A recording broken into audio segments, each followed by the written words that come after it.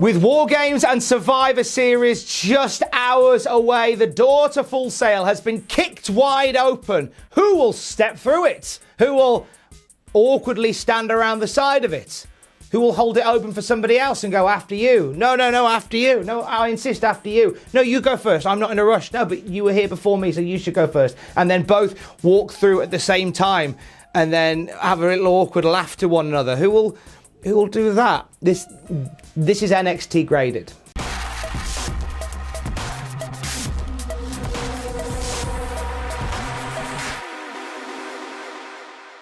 We start with Lynchburg. Becky Lynch getting the personal locker room and security guard treatment as William Regal welcomes her back to Full Sail. More on these security guards as the night goes on. They're an interesting touch for multiple reasons tonight. Becky Lynch comes out and says it's been a while since she's been here in Full Sail. It's been a while since she had a fight in Full Sail. You're not going to wait much longer for one because she is beckoning on Shayna Baszler to go mano a mano. Womano a mano. No, because she's the man. So it'll be mano. She wants a fight with Shayna Baszler. Baszler doesn't come out, but Rhea Ripley does and says it's time to find out if the man has got balls. That is our opening contest for the night. Becky Lynch versus Rhea Ripley. Ripley's dominant in this. There's a point where Becky Lynch goes for a baseball slide to the outside and Ripley turns it into an electric chair drop onto the apron, which looked amazing. Ripley just wears down Lynch until Lynch manages to find a way out using an enziguri and a diving leg drop for a 2. Ripley goes for a roll-up, which Lynch turns into the disarmer, locks it in nice and tight. Ripley's able to pick her up and drop her with a powerbomb to break it. Superplex off the top rope from Ripley brings out the horsewomen who jump in the ring and attack both of them, and the match is thrown out completely. Ripley and Lynch are able to fight off the 4 horsewomen, well, the 3 horsewomen in this case. The horsewomen, you know who I mean. They all manage to fight them off. There's a point in this where Lynch and Ripley have beaten up Duke and Shafir. And the Duke and Shafir get into their feet and then they all stare at each other. And then Lynch and Ripley face the ramp and get attacked from behind. I don't know if they were meant to make eye contact with one another because otherwise it just looks like they went, hey, I see you getting back up. My mortal enemy, troublesome truck you. I'm going to turn my back on you. Do-diddle-oo. Oh, you attacked me. How did I not know that was coming? Yeah, felt a bit clunky, that bit. Becky Lynch and Rhea Ripley stand tall at the end of our opening segment, which I am giving a B-. I thought Becky Lynch's arrival was a great moment. I thought the bit she did on the mic was really good. I like seeing Rhea Ripley and Becky Lynch in the ring together. I don't think this is the best match either of them have ever had. And I thought the little bit at the end with the horsewomen felt a bit clunky. I think Duke and Shafir are in a high stakes situation, a high position on the card, but certainly need a little bit more before they can do much more than they're doing right now. But it was a fine way to start NXT. It's a B- from me. The Revival are arriving with police and security guards to keep an eye on things as they go. These security guards are a really nice touch tonight because all the people who are here to legitimately fight in NXT competitions or are guests of NXT staff and Regal and the like, they're getting security to make sure that there's no shenanigans from NXT guys or they don't commit any shenanigans themselves. This is a really nice little bit, this is. Out comes Kona Reeves for the next segment, and no sooner have we seen Kona Reeves on the screen than we realise we probably need more security guards tonight, because Ricochet just bursts into existence and drop kicks Kona Reeves into oblivion, it seems, because we don't see him again for the rest of the night. Ricochet rolls into the ring, gets the second welcome back chant of the night from Full Sail, and out comes Matt Riddle, who was meant to face Kona Reeves right now, but due to a lack of a Kona Reeves, we are changing the matchup instead, and we're going to have Ricochet versus Matt Riddle, and these two go at it at 100 miles an hour from the get-go. Big tope over the top from Ricochet. These two exchange strikes back and forth and back and forth. Riddle eventually stops the onslaught of Ricochet with an elevated German suplex of the stalling variety. This brings out for shenanigans. I'm using that word a lot so far today. This brings out Cesaro and Shinsuke Nakamura in blue SmackDown attire. Cesaro and Nakamura attack Ricochet and Riddle. The match is thrown out once again. We see Cesaro and Ricochet square off. Cesaro finds himself in amongst the Full Sail faithful and out jumps Ricochet with a dive that takes him over the barricade. Ricochet, you maniac. In the ring, it looks like Shinsuke is going to hit a Kinshasa on Matt Riddle. And as he starts to move towards him, Roderick Strong appears. Bang! Big knee to Nakamura. See you on Sunday, mate. Then as Roderick Strong squares off with Shinsuke outside the ring, Matt Riddle gets back to his feet, only to be met by the flying fists of Finn Balor, who just starts wailing on Matt Riddle. He goes for the 1916, that big elevated DDT. Riddle finds his way out of it and manages to send Finn Balor packing. We see Balor on the outside, sort of looking back up at Riddle as if to say, oh, maybe I've underestimated you. And the fire in Matt Riddle's eyes as he's pacing the ring is perfect. This whole bit, I'm actually going to give an A to. I really enjoyed the pace in which this was done and the movement of all these guys. I feel like this would have been better suited as the opening part of the night for me, because NXT has this habit now of starting super hot. This would have been a way to really, boom, establish things. But I get why you put Becky Lynch in that role, because Becky Lynch is one of like the biggest stars in the company, and rightly so. But it just felt like this had more fire and energy and passion in it than the Becky Lynch-Rhea Ripley match in the first segment. Brand warfare continues now, and it's the Revival taking on the Undisputed Era. A lot of hype going into this match, and you know what? It did not disappoint. They start nice and slow. Feels like the Revival are going to be the babyface team here, as the Undisputed Era shut down Dash Wilder for a big part of this match. Several moments where Wilder is trying to get the hot tag, and they find new creative ways to O'Reilly and Bobby Fish to stop the tag from happening. There's one part where Kyle O'Reilly is charging Dash Wilder in the corner, and Wilder flips him over to the apron. Normally where you think, okay, this is it. Wilder's getting the hot tag, away we go. And instead, O'Reilly lands on the apron and goes, oh, wasn't what I wanted to do. Oh, there's Scott Dawson waiting for a tag. Just going to drop kick him instead. Kyle O'Reilly, he just keeps standing out to me as one of these guys that is able to manipulate the ring really well in a tag match. And he was brilliant here as well. Scott Dawson eventually does get the hot tag after a beauty of a Rana by Dash Wilder. We see Kyle O'Reilly go for a dive to the outside and just miss completely and splat on the apron. It was horrible. Some beautiful tag team maneuvering that takes place from here on in.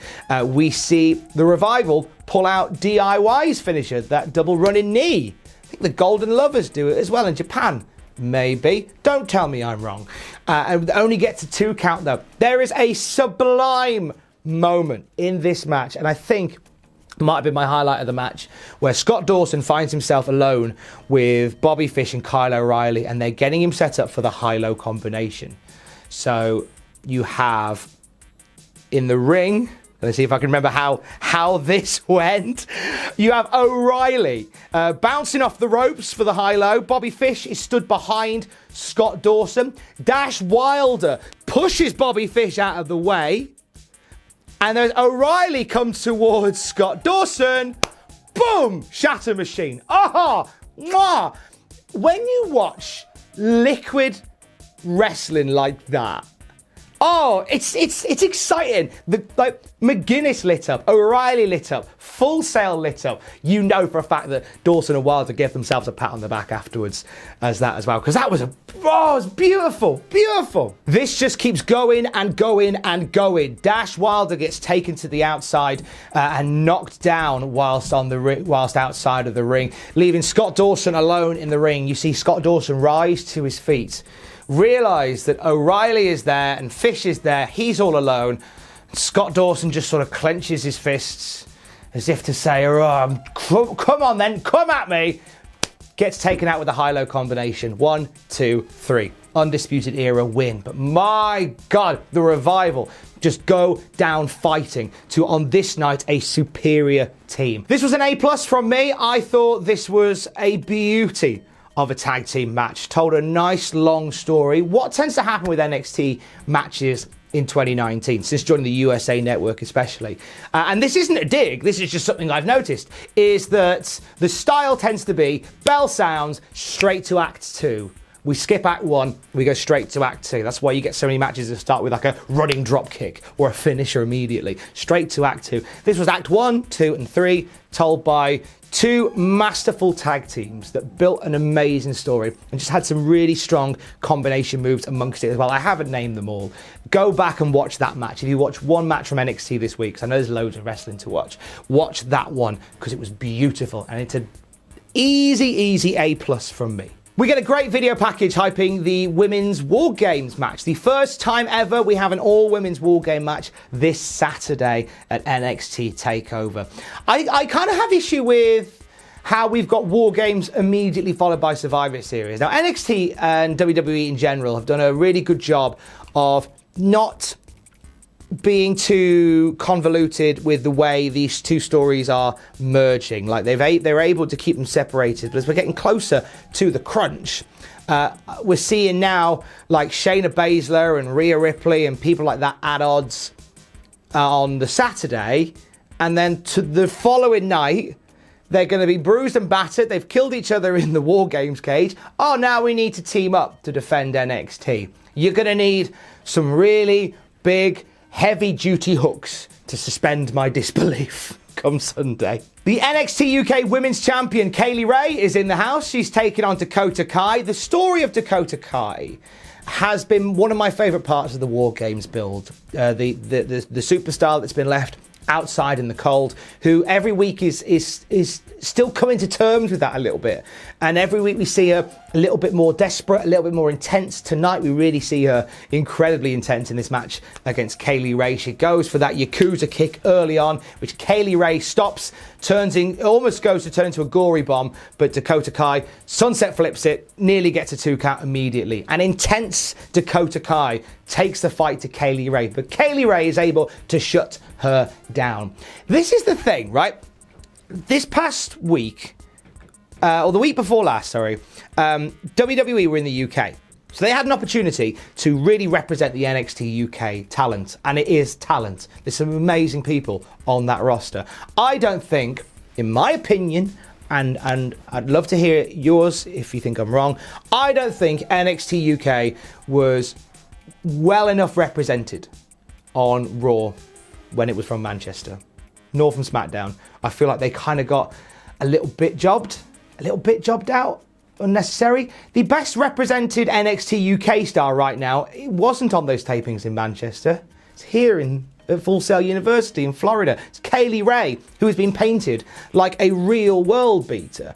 And here, like this evil streak in Kaylee Ray where she's targeting the injured knee of Dakota Kai. Like that is how you make someone care about a new wrestler, by putting them in a situation like this. Dakota Kai fires up once again. It feels like every time someone batters that injured knee, it just gives her energy. She's landing kicks on kicks on kicks on kicks on Kaylee Ray.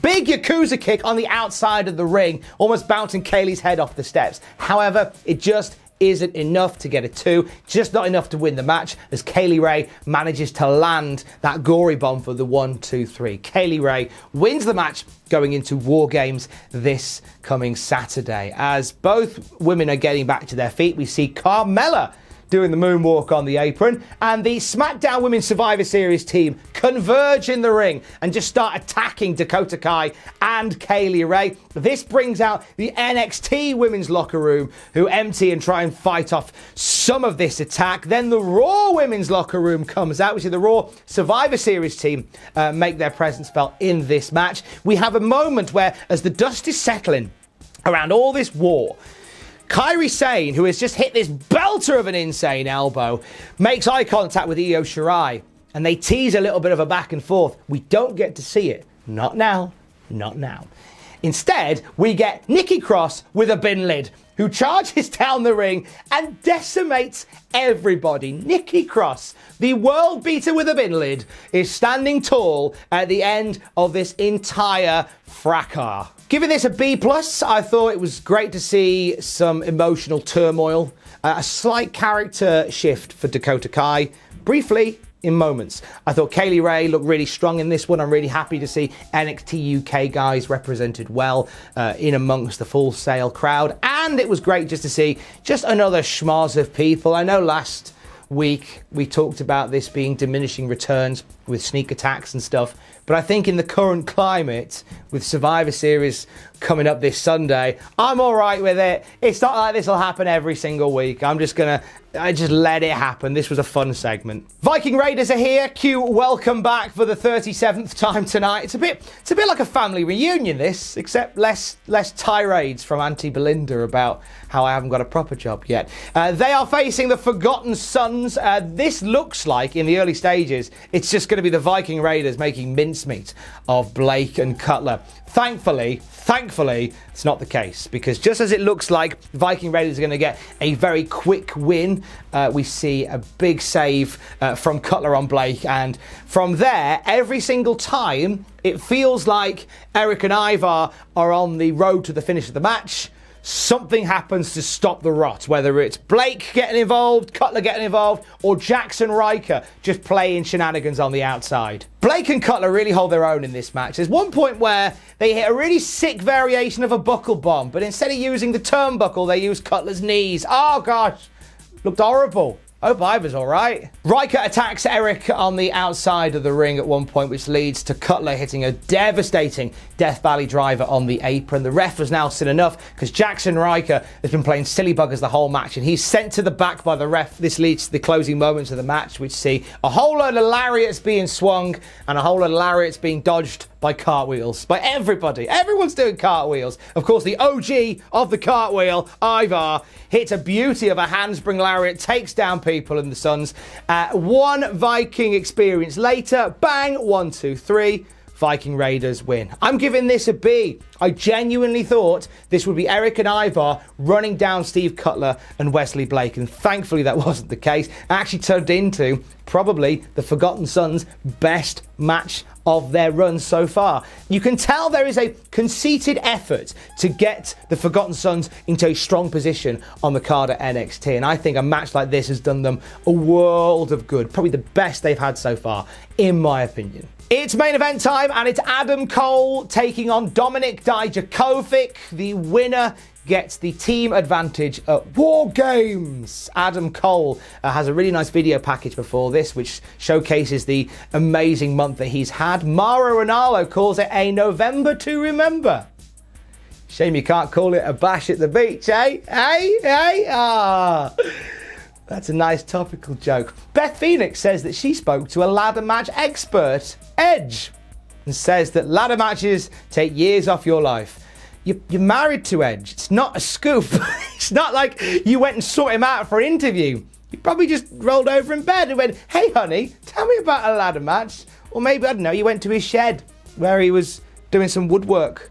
I guess what he does now. He's retired. Maybe he makes wooden trains, but I digress. Ladder match between Adam Cole and Dominik Dijakovic. Starts off with Adam Cole, who has had, as Mauro said, a really, really busy month. And he's got two massive matches this coming weekend. The WarGames match, and then he's defending his NXT title at Survivor Series. So he wants to get this over dead quick. So he tries to get the ladder really early on to go, I'm just going to get this done, and then we're fine. And Dominik is like, nah, mate. Nah, that's not how it's going down. Dijakovic just dominates Adam Cole for big parts of this match. Cole's entire offense at one point is focused on destroying the knee of Dijakovic any way he can, with ladders, with fists, whatever. That plays into the finish. As does that handy little bridge that they built between the turnbuckle and a vertical ladder. That may play into it as well.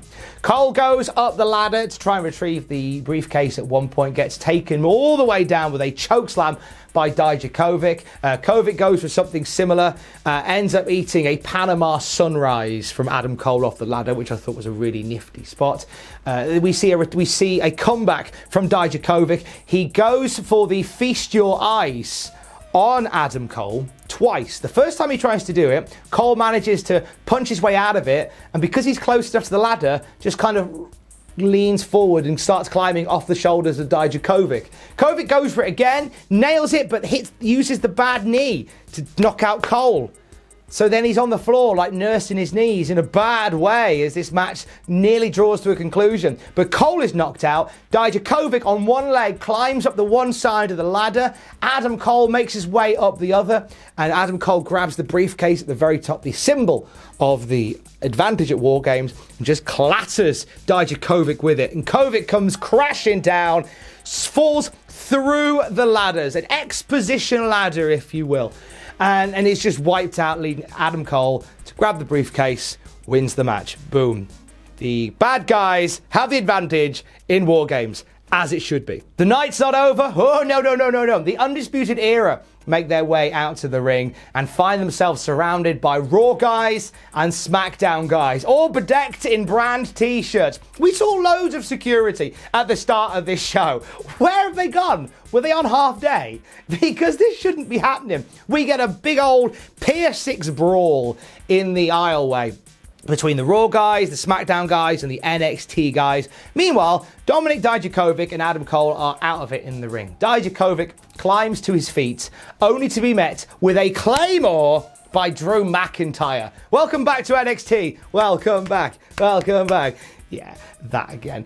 Drew McIntyre stands tall in the NXT ring for the first time in ages. But this brings out Keith Lee, who steps into the ring, sizes up Drew McIntyre, and boom, drops him with a spirit bomb. This brings Ivar into the ring from the Viking Raiders. These two stare each other down, and we think, oh, are they going to go? Two big blokes battering each other? Is that going to be a thing? No, of course not. They both dive out of the ring.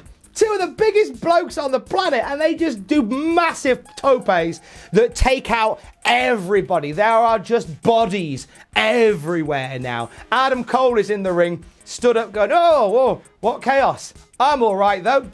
No, he's not, because out comes Seth Rollins now. Rollins hits the ring, wipes out Adam Cole with a super kick, and gets absolutely booed out of Full Sail University. Big heat for Seth Rollins, who was turned up at NXT. Cue Tommaso Ciampa's music. Out walks Ciampa, who, like he's walking through a wasteland, just stepping over all these prone bodies. Adam Cole looks like, who was knocked out by Seth. Keep up. Looks like he's going to go for Ciampa, and Ciampa just wails him with a knee. So Cole's done. See you on Sunday, mate. Let's have a look at this boy over here. Ciampa gets into the ring, whips off his. Now this is a nice little touch by Ciampa, who had his t-shirt on. Whips off his t-shirt as if to say, right, that bit where I hit Adam Cole, this is about NXT, but now this is about me and you. I think that's what he was saying. I think that was the point he was saying. And then, lo and behold, Ciampa and Rollins just start swinging at each other. And NXT goes off the air with Seth Rollins and Tommaso Ciampa fighting just tooth and nail in the center of the ring as all these bodies are surrounding the ring. Whoo! That was an A. That was a great moment. I thought the ladder match was fine. I didn't think the ladder match was the best either guy has had, to be honest. But you know what?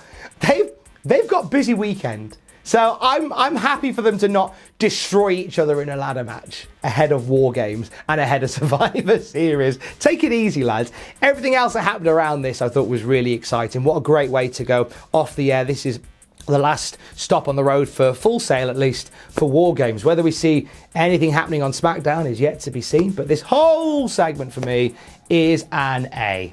Beautiful. I'm going to give NXT this week overall an A-, an improvement on last week's show. I absolutely thought. I thought the tag team match between the Undisputed Era and the Revival was easily match of the night. It was great to see the utter carnage that unfolded as we get closer to Survivor Series. This should have been how you went home. I was a big fan of just the amount of faces that we saw on this show that we wouldn't normally see. I thought it was a great show. I'm giving it an A-. I think that in ring, there's been better shows in the ring overall. Undisputed Era match, Revival match was brilliant.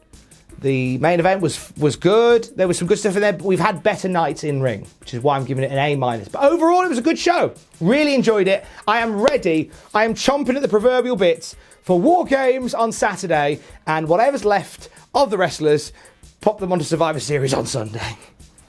Love you, bye. Hey, thanks for watching. Don't forget to leave a comment in the comment section down below. You can support us on Patreon by going to patreon.com/Cultaholic. Lastly, don't forget to hit subscribe and join us.